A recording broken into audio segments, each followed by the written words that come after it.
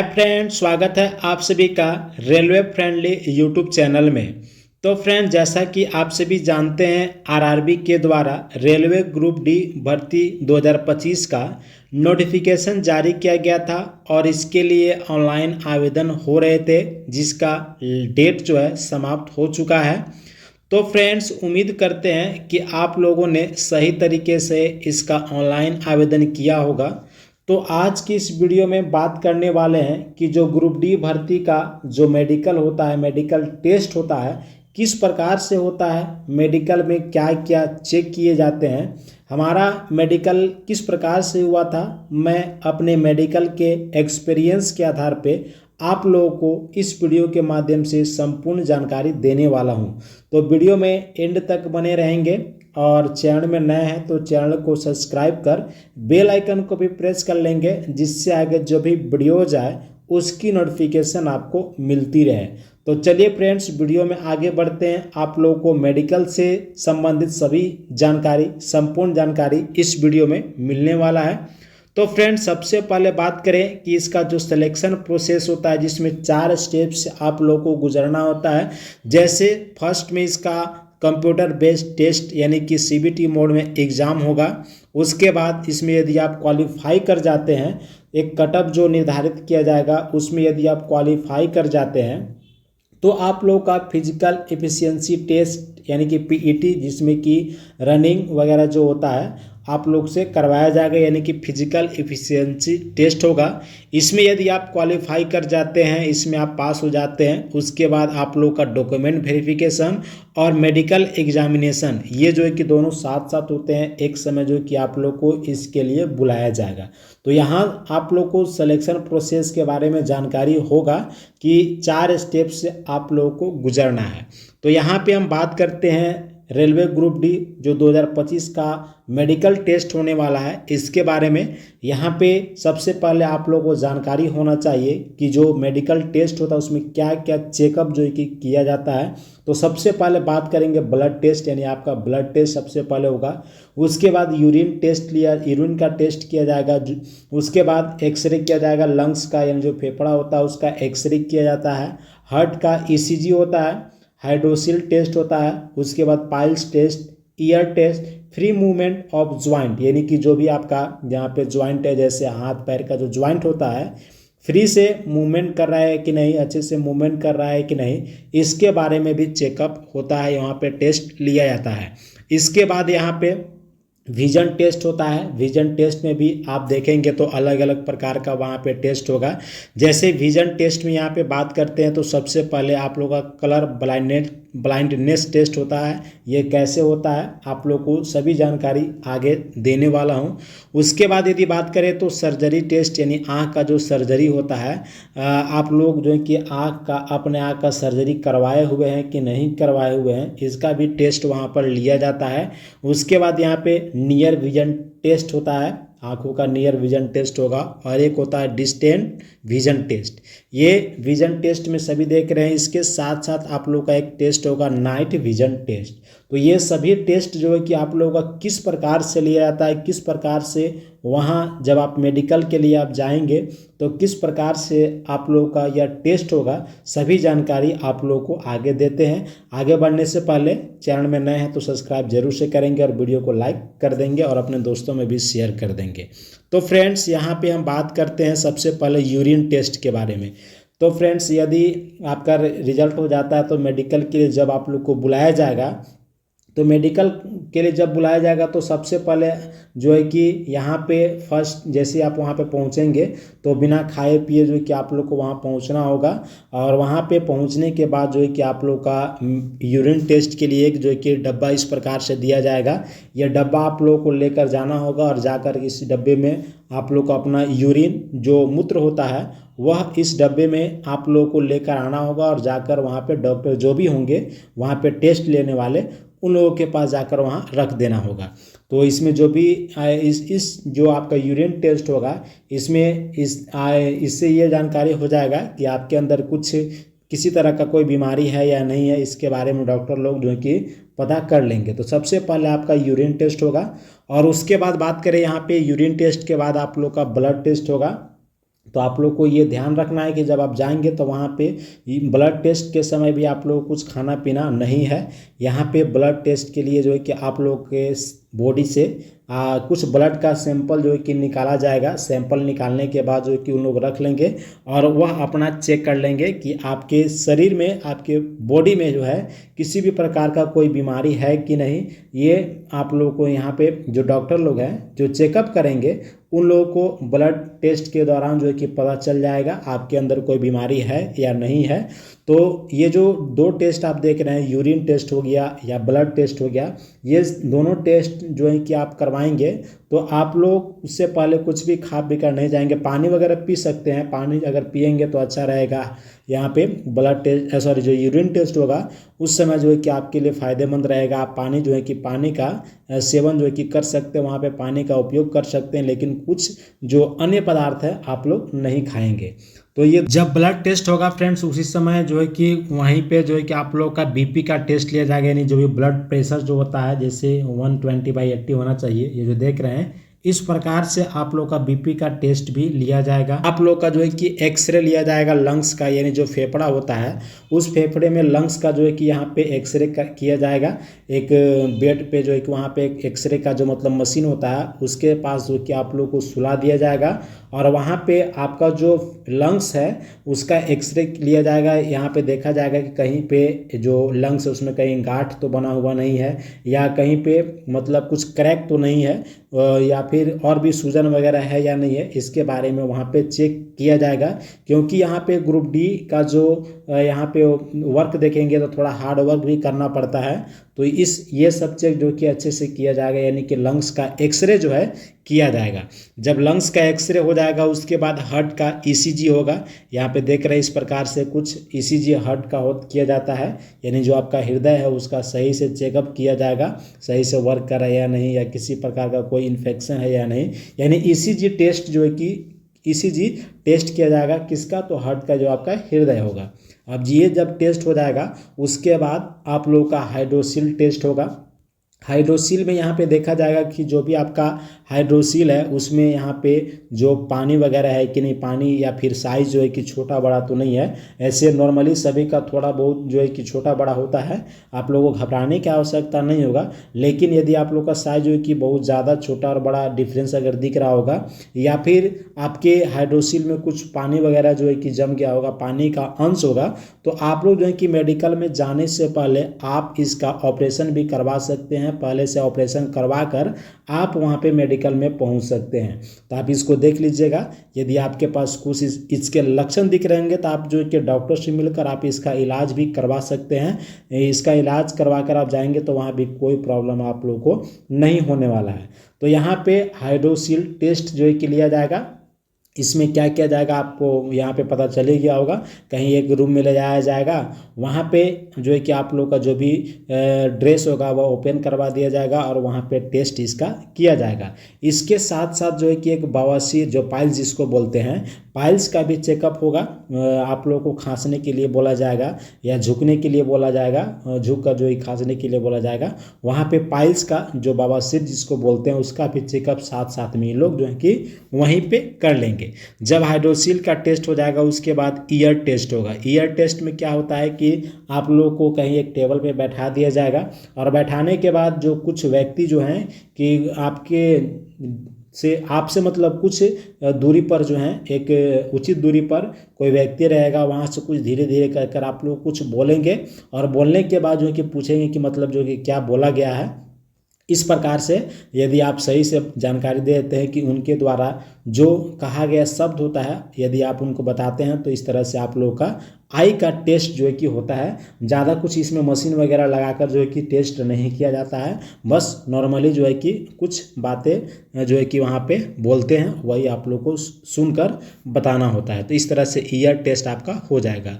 अब यहाँ पे फ्री मूवमेंट ऑफ ज्वाइंट, यानी आपके बॉडी में जो भी ज्वाइंट है, जैसे आप देखते होंगे हाथ का जो भी यहाँ पे ज्वाइंट होता है या फिर पैर वगैरह का जो भी ज्वाइंट है उसको अच्छे से चेक करेंगे। हाथ को ऊपर नीचे करने के लिए बोलेंगे और फिर जो है कि उठ बैठ यानी कि उठक बैठक आप लोगों को लगाने के लिए बोलेंगे। पैर का जो भी मूवमेंट है उस अच्छे से वहाँ पे देखेंगे। यानी आपका जो भी शरीर का जो भी मूवमेंट होने वाला जो भी पॉइंट जॉइंट जो है उसको चेक करते हैं कि अच्छे से मूवमेंट हो रहा है कि नहीं हो रहा है। तो शरीर का जो भी हाथ पैर होता है मेनली इसी को देखा जाता है और कुछ ज़्यादा वैसा चेक नहीं किया जाता है। इसके बाद यहाँ पे आप बात कर लेते हैं विजन टेस्ट, जो कि बहुत ही बड़ा महत्वपूर्ण होता है। यह विजन टेस्ट यानी ग्रुप डी की भर्ती में जब आप जाते हैं तो सबसे ज़्यादा जो ध्यान देने वाला बात होता है वह विजन टेस्ट के बारे में। विजन टेस्ट जो कि बहुत ही महत्वपूर्ण होता है। यहाँ पे विजन टेस्ट में जो है कि सबसे पहले नियर विजन टेस्ट होगा, उसके बाद आप लोगों का जो नियर विजन टेस्ट के बाद डिस्टेंट विजन टेस्ट होगा। डिस्टेंट विजन टेस्ट होने के बाद जो है कि कलर ब्लाइंडनेस टेस्ट होगा, और उसके बाद आप लोगों का यहाँ पे कलर ब्लाइंडनेस के बाद आई सर्जरी टेस्ट होगा। यानी कि आप लोग का आँख का सर्जरी करवाया गया है कि नहीं, आप लोग जो है कि आँख में कोई भी लेंस लगवाए हुए हैं या नहीं, इसका चेकअप जो होगा। और लास्ट में जो है जो लाइट का जो नाइट विजन टेस्ट जो है कि आप लोग का लिया जाएगा। अब ये कैसे होता है, जैसे यहाँ पे बात करें विजन टेस्ट में, नियर विजन टेस्ट में, तो नियर विजन टेस्ट में क्या होता है कि आप लोग को एक बुक जो है कि दे दिया जाएगा, पुस्तक जो है कि पढ़ने के लिए छोटा छोटा वर्ड जो है कि उसमें लिखा हुआ रहेगा। इस प्रकार से आप देख रहे हैं, एक आँख को बंद कर कर आप लोग को पढ़ने के लिए बोला जाएगा, ठीक है। या फिर वहाँ पे लेंस भी लगाया दिया जा सकता है, अलग अलग प्रकार का लेंस वहाँ पे लगाया जाएगा, और बुक जो है या फिर और भी कुछ वहाँ पे पढ़ने के लिए जो है कि दिया जाएगा। तो आप लोग को पढ़ना होगा। इससे क्या होता है कि आपको जो भी नियर डिस्टेंस जो होता है, जो विजन टेस्ट होता है, यहाँ से डॉक्टर जो है कि अच्छे से कर लेते हैं यदि आप उसको अच्छे से पढ़ लेते हैं। तो इस तरह से दोनों आँख के द्वारा जैसे यहाँ पे लगा हुआ है, फिर उसके बाद ये वाला आँख को बंद करके फिर इससे पढ़ना होता है। दोनों से यहाँ से लोग डॉक्टर लोग वहाँ पे पढ़वा लेंगे। जब नियर विजन टेस्ट हो जाएगा उसके बाद आप लोगों का डिस्टेंट विजन टेस्ट होगा। डिस्टेंट विजन टेस्ट आप देख रहे हैं कुछ इस प्रकार से होगा। इसमें क्या है कि आप लोग को 6 मीटर की दूरी पर जो है यहाँ पे आप लोग को खड़ा कर दिया जाएगा, और इस तरह का लेटर जो है कि आप लोग को दिखाया जाएगा, और यहाँ पे पढ़ने के लिए बोला जाएगा। जो भी 6/9 या 6/12 जो भी यहाँ पे आप क्राइटेरिया को फुलफिल करेंगे, यानी जहाँ तक आप पढ़ पाएंगे उसके अकॉर्डिंग जो है कि यहाँ पे डॉक्टर लोग आपके आई का जो डिस्टेंट विजन टेस्ट है वह चेक कर लेंगे। या फिर कहीं कहीं कुछ इस प्रकार से रहेगा, डॉक्टर के द्वारा यह पूछा जाएगा कि जो सी है उसका जो कट वाला जो पोर्शन है, जो भाग है, वह किस डायरेक्शन में है। जैसे यहाँ पे देख रहे हैं, इधर से अगर करेंगे यहाँ से आप बोल सकते हैं कि राइट है, फिर यहाँ पे आप बोलेंगे कि लेफ्ट है। कुछ इसी प्रकार से यहाँ पे देखिएगा डाउन नीचे की ओर है, यहाँ पे ऊपर की ओर है। तो इसी प्रकार से आप लोग को पूछा जाएगा कि सी का जो खुला हुआ जो पार्ट है, जो मुंह है, वह किस डायरेक्शन में, किस दिशा में है, आप लोग को वहाँ पे बताना होगा। तो ये दोनों में से कुछ भी हो सकता है, ये वाला भी पढ़वा सकते हैं या फिर ये पूछ सकते हैं कुछ इस प्रकार से। हमारा जो मेडिकल हुआ था कुछ इस प्रकार से, मतलब ये सी जो था इसके बारे में लोग जो है कि वहाँ पे पूछ रहे थे। तो इस तरह से आप लोग का डिस्टेंट विजन टेस्ट हो जाएगा। अब डिस्टेंट विजन टेस्ट होने के बाद कलर ब्लाइंडनेस टेस्ट होता है, जो कि यहाँ पे देख रहे हैं कुछ इस प्रकार से। आप लोगों को एक पुस्तक वहाँ पे टेबल पर एक रखा हुआ रहेगा, ये जो देख रहे हैं पुस्तक रहेगा, जिसमें कि अलग अलग नंबर रहेंगे, अलग अलग आकृति भी बनाया हुआ रहेगा। तो जैसे मान लेते हैं कि अगर नंबर वाला है तो वहाँ पे ये बुक इस तरह से निकालेंगे और डॉक्टर लोग पूछेंगे कि इस पे क्या लिखा हुआ है। तो जैसे मान लीजिए यहाँ पे 74 लिखा हुआ, तो आप लोग को 74 बताना है। इस तरह से मतलब 8-10 पेज जो है कि आप लोग को पलट कर पूछेंगे, तो आप लोग को वहाँ पे बता देना है। तो जिनका भी कलर ब्लाइंडनेस का बीमारी होगा, लोग जो है कि यहाँ पे कलर को अच्छे से पहचान नहीं पाएंगे, और जो भी यहाँ पे नंबर दिखेगा उसको लोग जो है कि पढ़ नहीं पाएंगे। तो इस तरह से कलर ब्लाइंडनेस टेस्ट जो कि लिया जाता है। यहाँ पे कोई नंबर के अलावा कुछ जो है कि एक आकृति वगैरह भी बनाया हुआ मिल सकता है, इस तरह से आप देख सकते हैं। अब जब आपका कलर ब्लाइंडनेस टेस्ट हो जाएगा तब आपका जो आई सर्जरी टेस्ट है, ये भी इसका भी आई सर्जरी का टेस्ट जो है कि लिया जाएगा। जैसे क्या होगा कि आप लोग को एक टेबल पर अंधेरा में ले जाया जाएगा। वहाँ पे सबसे पहले आप लोग को अपना आँख को जो है कि मलने के लिए, मतलब दोनों हाथ से रगड़ने के लिए बोला जाएगा, उसके बाद खोलने के लिए बोला जाएगा।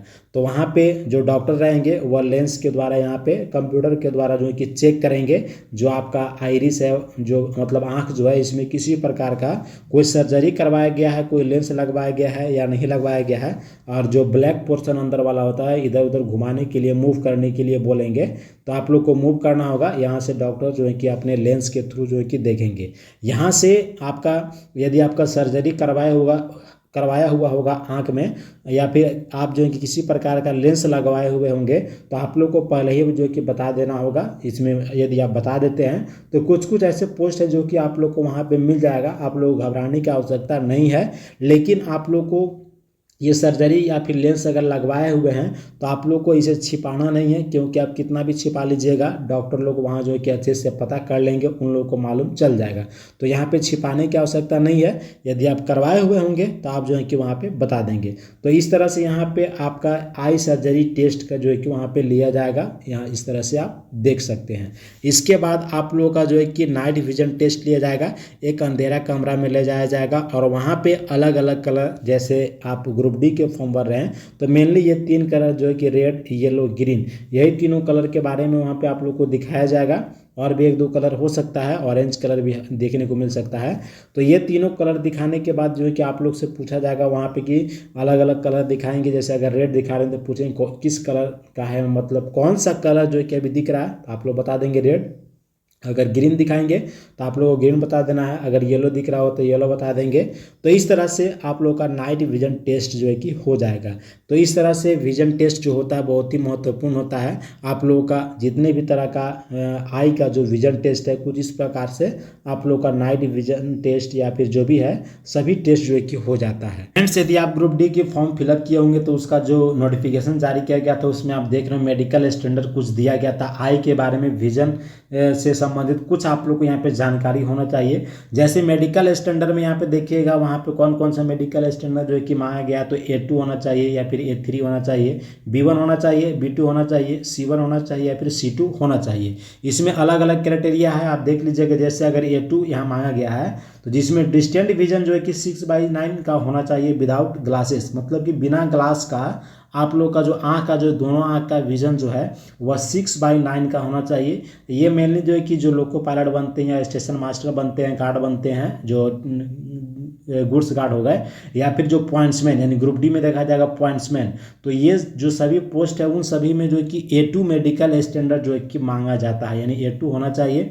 उसके बाद यहाँ पे A3 जो देख रहे हैं इसमें क्या है कि डिस्टेंट विजन जो कि 6/9 का होना चाहिए, और इसमें भी विदाउट ग्लासेस, विथ और विदाउट, यानी कि ग्लास के साथ और बिना ग्लास का भी, बिना चश्मा का भी यहाँ पे आई का जो डिस्टेंस विजन होना चाहिए 6/9 का होना चाहिए। अगर यहाँ पे आपका 6/9 एक है, एक 6/12 है ग्लास के साथ, यानी चश्मा लगाए हुए भी हैं, और आपका विजन 6/9 और 6/12 का है, तो वह B1 कैटेगरी में आ जाएगा। जिसका और भी पोस्ट है मैं आप लोग को जानकारी आप लोग को आगे दिखा दे रहा हूँ कौन कौन से A2, A3, B1, B2, मतलब कौन से पोस्ट में कौन सा मेडिकल स्टैंडर्ड जो है कि रहने वाला है। उसी प्रकार से यहाँ पे B2 देखिए, इसमें भी 6/9 और 6/12 होना चाहिए। इसके साथ साथ यहाँ पे देख रहे हैं C1 का भी दिया गया है, C2 का भी दिया गया, आप इसको एक बार देख भी सकते हैं अच्छे से। जो भी मेडिकल स्टैंडर्ड है आप जब ऑनलाइन आवेदन कर रहे हैं उससे पहले आप जरूर से देख लिए होंगे। तो इस तरह से यहाँ पे बात करें इसका जो पोस्ट निकाला गया है इस बार रेलवे ग्रुप डी में, जैसे असिस्टेंट जो देख रहे हैं SNT, जिसके अंतर्गत 3 डिपार्टमेंट है, एक प्रोडक्शन का है, प्रोडक्शन यूनिट, सिग्नल का और वर्कशॉप का है। इसमें अलग अलग मेडिकल स्टैंडर्ड है। यदि आप असिस्टेंट यानी SNT डिपार्टमेंट के अंतर्गत यदि आप प्रोडक्शन यूनिट के लिए अप्लाई करना चाहते हैं तो इसमें जो है कि आपका C1 मेडिकल स्टैंडर्ड होना चाहिए, सिग्नल के लिए तो B1 मेडिकल स्टैंडर्ड होना चाहिए, वर्कशॉप के लिए तो C1 मेडिकल स्टैंडर्ड होना चाहिए। इसी प्रकार से असिस्टेंट वर्कशॉप के लिए यहाँ पे C1 मेडिकल स्टैंडर्ड होना चाहिए, असिस्टेंट ब्रिज के लिए B1 होना चाहिए, और असिस्टेंट यहाँ पे देख रहे हैं कैरेज एंड वैगन जिसको CNW कहते हैं, इसके लिए भी B1 होना चाहिए। असिस्टेंट लोको सेट के लिए B1 होना चाहिए, असिस्टेंट लोको सेट के लिए यानी कि ये डीजल के लिए है, इलेक्ट्रिकल के लिए, दोनों के लिए B1 होना चाहिए। और उसी प्रकार से यहाँ पे देखिए असिस्टेंट ऑपरेशंस इलेक्ट्रिकल्स, इसके लिए भी B1। यहाँ पे तीन डिपार्टमेंट है, जैसे जनरल सर्विस, प्रोडक्शन यूनिट और वर्कशॉप। तो जनरल सर्विस में B1 जो है कि मांगा गया है, और यहाँ पे जो देख रहे हैं प्रोडक्शन यूनिट इसमें C1 मांगा गया है, और ये जो वर्कशॉप है इसमें भी C1 मांगा गया है। असिस्टेंट PWA में है तो इसमें मेडिकल स्टैंडर्ड B1 मांगा गया है, और असिस्टेंट TL एंड AC में तो इसका भी C1 है। यहाँ पे देख रहे हैं ये B1 है यहाँ पे। असिस्टेंट TL एंड AC जो इलेक्ट्रिकल है, जनरल सर्विस और प्रोडक्शन दोनों में अलग अलग है, यहाँ पे B1 है, यहाँ C1 है। इस तरह से आप देख सकते हैं यहाँ पे आगे जो है कि असिस्टेंट टीआरडी का भी यहाँ पे देख रहे हैं तो B1 है। असिस्टेंट ट्रैक मशीन, जो असिस्टेंट ट्रैक मशीन है उसका A3 यहाँ पे मेडिकल स्टैंडर्ड मांगा गया है।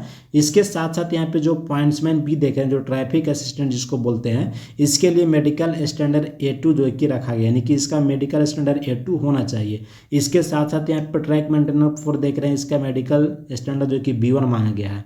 तो फ्रेंड्स यहाँ पे आप देख रहे हैं ये सभी जो है कि पोस्ट वाइज जो है कि यहाँ पे मेडिकल स्टैंडर्ड दिया गया है, कौन कौन से मेडिकल स्टैंडर्ड जो कि किस पोस्ट में होना चाहिए। तो आप लोग को ऐसे घबराने की आवश्यकता नहीं है। आप लोग का यदि चश्मा भी लगाए हुए होंगे तो आप लोग को कोई ना कोई पोस्ट जो कि अच्छे से मिल जाएगा। यहाँ पे बात करें कि इसका जो मेरिट बनता है फ्रेंड्स, यहाँ पे मेरिट बनते समय जो कि 3 चीज़ों पे मतलब कि 3 चीज़ों पर यहाँ पे विशेष ध्यान दिया जाता है। जैसे आपका जो CBT में जो एग्ज़ाम में जो नंबर आया हुआ है उसको देखा जाता है। इसके साथ साथ आपका जो मेडिकल स्टैंडर्ड है, यानी कि मेडिकल स्टैंडर्ड में आपका किस प्रकार का स्टैंडर्ड है, जैसे A1 A2 B1 B2 C1 C2 C3 जो भी है वो देखा जाएगा। इसके साथ साथ आप जो ऑनलाइन आवेदन करते समय जो आप पोस्ट प्रीफरेंस दिए हैं, यानी कि जो पोस्ट प्रीफरेंस आप जो दिए हैं उसी के अकॉर्डिंग, यानी ये तीन चीज़ों को वहाँ पे देखा जाएगा और उसी के अनुसार जो है कि आप लोग का मेरिट लिस्ट जो है कि तैयार किया जाएगा। तो वैसे आप लोग को घबराने की आवश्यकता नहीं है। यदि आप चश्मा लगाते हैं तो उसमें बहुत सारे पोस्ट, बहुत सारे ऐसे डिपार्टमेंट है जिसमें चश्मा वाले भी वहाँ पे जा सकते हैं। यहाँ पे बस कलर ब्लाइंडनेस नहीं होना चाहिए, नहीं कलर ब्लाइंडनेस है तो ये आप लोग का नहीं होना चाहिए। ये जो है कि बहुत ही बड़ा दिक्कत कर सकता है आप लोग को मेडिकल के समय। और आप लोग को यहाँ पे बता दें कि जो मेडिकल होता है, यानी कुछ में यदि आप लोग को वहाँ पे जब मेडिकल में जाएंगे डॉक्टर को कुछ उसमें वहाँ पे आशंका होगा तो उसके लिए आप लोग को री मेडिकल भी जो है कि वहाँ पे दे देंगे, री मेडिकल भी दे दिया जाता है। यानी यहाँ पे आई में नहीं होना चाहिए कोई प्रॉब्लम। अगर आई में आप लोगों को कोई प्रॉब्लम है तो इसमें री मेडिकल नहीं दिया जाएगा, आप लोगों को डायरेक्ट जो है कि बाहर कर दिया जाएगा। बाकी इसके अलावा जो भी है, और इसमें भी देखेंगे डायरेक्ट भी जो है कि इसमें बाहर नहीं करते, इसमें बहुत अच्छे तरह से चेक करते हैं, 1 बार 2 बार 3 बार, मतलब अच्छे से चेक करने के बाद ही बाहर जो है कि आप लोग को किया जाएगा। बाकी और भी कुछ आपके बॉडी में कुछ ऐसा जो है कि अनफिट जैसा पाया जाता है तो आप लोग कुछ समय दिया जाएगा, री मेडिकल के लिए फिर से बुलाया जाएगा और वहाँ पे पुनः जो है कि आप लोग का मेडिकल लिया जाएगा। वैसे मेडिकल में आप लोग को बता दें कि जब जाएंगे तो घबराने की आवश्यकता नहीं होगा, क्योंकि बहुत कम लोग जो है कि वहाँ पे मेडिकल में छटते हैं, मेडिकल में बाहर निकलते हैं, वैसा ज़्यादा कुछ नहीं है। तो मेडिकल में जाने से भी पहले आप एक बार अपने आसपास के डॉक्टर से आप एक बार जाकर, जितने भी चेकअप के बारे में मैंने यहाँ पे आप लोग को बताया, एक बार आप अच्छे से जाकर डॉक्टर के पास मिल लेंगे। और किसी भी तरह का कोई बीमारी होगा या कोई भी मतलब आपके शरीर में कोई डिफ़ॉल्ट होगा तो जब डॉक्टर से मिलेंगे तो उसका इलाज भी करवा लेंगे। मेडिकल में जाने से पहले आपका इलाज अगर सही भी हो जाता है तो आप लोग कोई समस्या नहीं होता है। तो फ्रेंड्स यही जानकारी मैं आप लोगों के साथ शेयर करना चाहता था। उम्मीद करते हैं ये वीडियो आप लोगों के लिए काफ़ी हेल्पफुल होगा। मेरा मेडिकल भी कुछ इसी प्रकार से हुआ था जैसे मैंने आप लोग को जानकारी दिया, यही प्रोसेस के द्वारा जो है कि हमारा भी मेडिकल जो है कि हुआ था। तो यदि कोई आपका डाउट होगा तो अपना डाउट जो है कि क्लियर करने के लिए जो है कि आप कमेंट बॉक्स में अपना डाउट को लिखिए, आपका डाउट जो है कि वहाँ पे क्लियर कर दिया जाएगा। उम्मीद करता हूँ यह वीडियो आप लोगों के लिए काफ़ी हेल्पफुल होगी। तो वीडियो को लाइक कीजिए, अपने दोस्तों में शेयर कीजिए और चैनल में नए हैं तो चैनल को सब्सक्राइब कर बेल आइकन को भी प्रेस कर लेंगे, जिससे आगे जो भी वीडियो जाए उसकी नोटिफिकेशन आपको मिलती रहे। Thanks for watching the video.